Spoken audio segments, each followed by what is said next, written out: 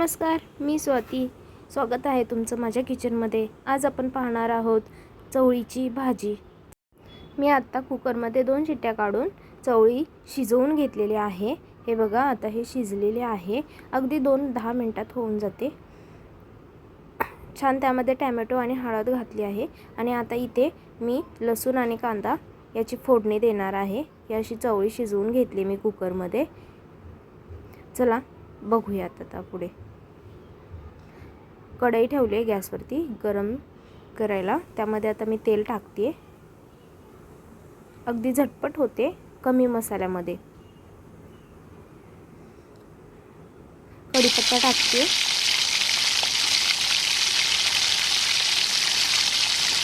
त्याच्यामध्ये आता जिरे टाकते थोडेसे. जिरे एकदम असे तडतडले की मग आपण पुढे लसणाची फोडणी द्यायची आणि कांद्याची. कांदा असा छान गरम लालसर भाजून घेतला.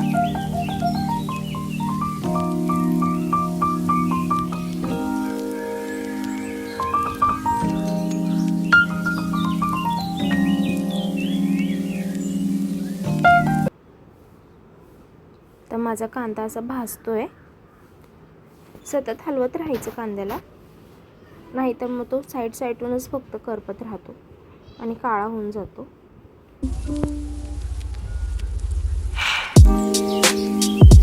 तर आता बघा, थोडासा असा लालसर आपला कांदा दिसत आहे. आता आपण ह्याच्यामध्ये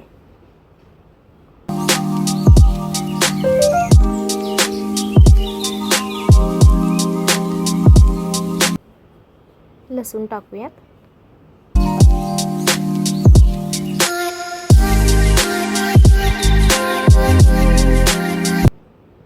लसूण टाकला की लसणाची फोडणी खूप छान लागते.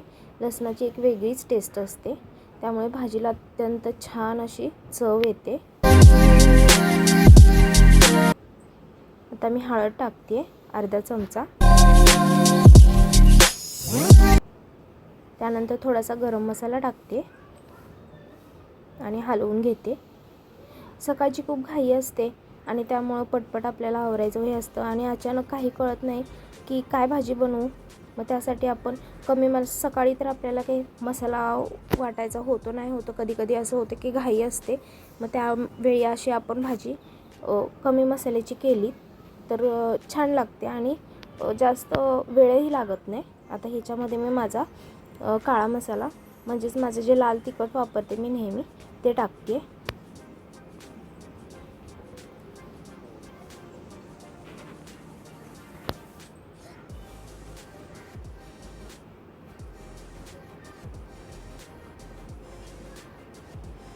आणि असं छान हलवून घेते. त्यामुळे काय होणार, तर लाल जे तिखट टाकले त्याच्यामुळे ना असा लालसर रंगही तितकाच छान येणार आणि चवही छान लागणार. आणि हे अशी मी इथं शिजवून घेतलेली चवळी, त्याचमध्ये मी टोमॅटो आणि हळद घातलं आणि हे मी आता त्याच्यामध्ये टाकते मिश्रण आणि हलवून घेते.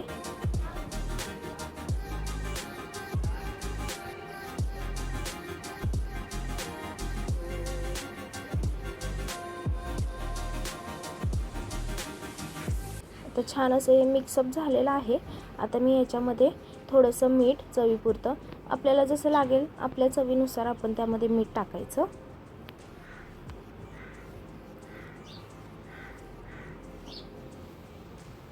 आणि त्याच्यानंतर मी थोडं दाण्याचं कूट करून ठेवते एक्स्ट्राचं, तर ते मी त्याच्यामध्ये टाकते. ह्याच्याने काय होणार, तर थोडी आपली भाजी मसाल्याने कशी घट्ट होते, अगदी तसंच दाण्याच्या कुटाने पण घट्ट होते आणि चवीलाही छान लागते.